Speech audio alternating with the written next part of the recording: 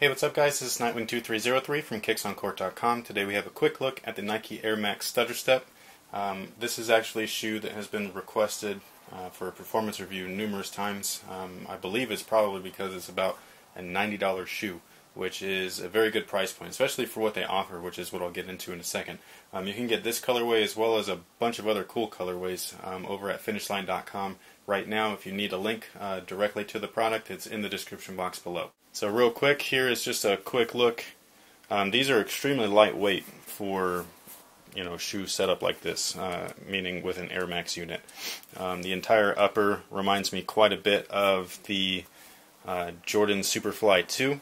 As you can see, you have this dynamic fit type system. The main difference between these and the Superfly 2s is that, for one, this mesh here, the screen, is actually breathable. And then here there's no webbing in between, so these are like really independent pieces, which is kind of cool, and it allows for quite a bit of flex while still keeping you locked down inside the shoe. Inside the shoe you have your dynamic fit lacing system.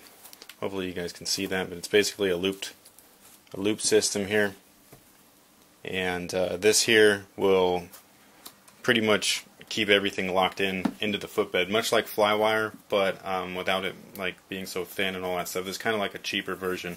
I think Flywire is a little bit more expensive to manufacture, whereas these are more like nylon cables. So these are just a little bit different. So still with the same end result, it's just that one costs a little bit more, which is probably why Flywire shoes cost a little bit more than these guys, and then these guys here cost a little bit less. As far as the rest of the tech, the entire upper you have a synthetic overlay. I believe this is leather with a synthetic coat. I can see leather fibers within, and the coating that they use on top of it is really rubbery. It's not plasticky feeling, or it kind of is plasticky feeling, but it's not quite plastic. And then you have this like overlaid swoosh here, which is pretty cool. Same thing all the way in the back. You have an internal heel counter. Typical setup, it's probably just like a cardboard setup like most shoes. And then inside you have quite a bit of padding. And then you also have this shaped collar, which is on almost every single performance model unless it's a low-cut shoe. As far as the outsole, you have full-length herringbone, and it's multi-directional. You have front-facing or typical herringbone, and then you have lateral herringbone here for lateral movements. This is probably going to grip really well, and it's not really soft. It's got some maneuverability to it. It's a little bit pliable, but it's not crazy or anything. So this would make a very good indoor and outdoor basketball shoe. And last but not least is the cushion system. You have a Phylon midsole along with a heel 180 unit. And upon first impression, basically it feels really comfortable.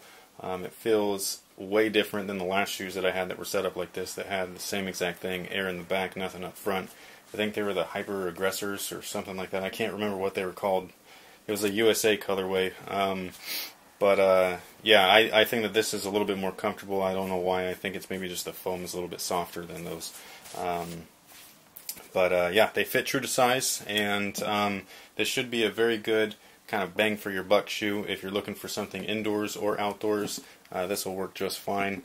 And like I said, there are other colorways that aren't like plain like this, so if you like a little bit of pop of color, I actually have a couple of new colorways, a red and a blue one, that are really nice at Finish Line, so you can go ahead and check those out.